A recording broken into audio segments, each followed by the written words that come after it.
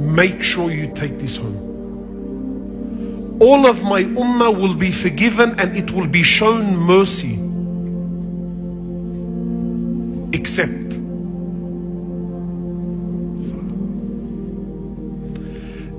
the ones that did their haram openly, publicly. For these people, irrespective of whether it was a major or a minor sin, irrespective, they did their haram openly in front of people with no shame. The Prophet says, sallallahu alaihi wasallam, for them there is no rahmah. And then he, sallallahu alaihi wasallam, in the authentic hadith, he continues on to give an example. He said, he is like the one who did his haram in the cover of night, and Allah provided a blanket over the haram that he did. Yani Allah covered it for him.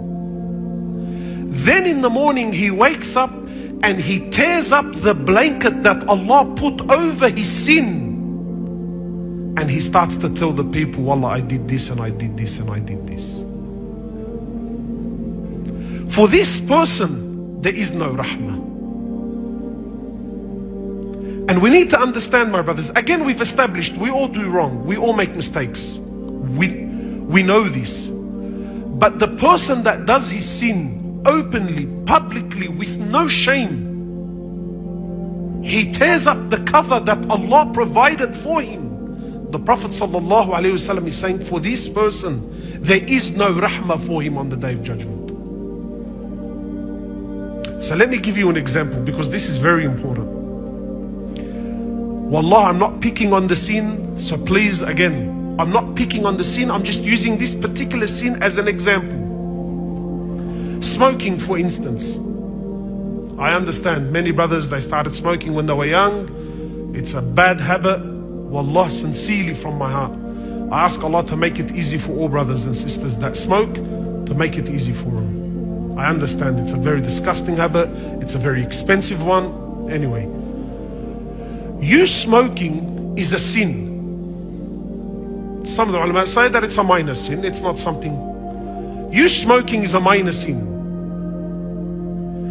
But you smoking outside, publicly, in front of people, without any shame whatsoever, that's you doing that action publicly far supersedes the cigarette itself initially. What you're doing publicly overshadowed the cigarette in itself, and this has become major in the eyes of Allah.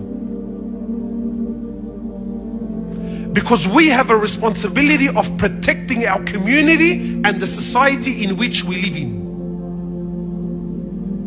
Does that make sense? So I smoke. Ya akhi, whatever it is, cigarettes, shisha, argila, whatever it is. You should be having that cigarette in private, in secret, where no one is there. You're not there with friends. You're supposed to be having that cigarette, and you're supposed to be feeling ashamed about it. Maybe have an addiction, brother, wallah, I'm trying to get rid of it, it's difficult. But when I start smoking my cigarette with friends, and we're giggling and we're laughing and other people can see us, and I'm smoking in front of my kids, this is far worse than smoking. And these are the actions that, when a'udhu billah, will lead us to have no rahmah from Allah.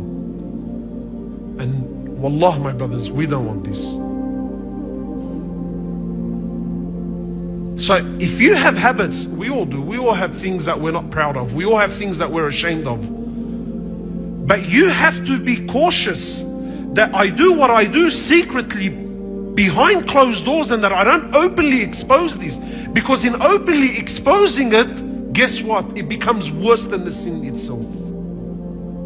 Music, for instance. Music is clearly haram. Listening to music is haram. And by Allah, I understand, I always say this, the hardest thing for me from Jahiliyyah was music. That was the hardest thing. I could give up anything and everything. Music was the hardest thing for me. So I understand, wallahi, like I understand brothers and sisters that have this addiction to music. But when I'm driving in my car and I have my windows down and I have the music out so that others can hear, This has become worse than listening to music itself. So if you find yourself in a situation where, wallah, you know what, I have to listen, then turn it down. Put it so that only you can hear. Put the windows up. Do whatever you can to minimize the exposure of other people seeing you. And this is called having adab with Allah.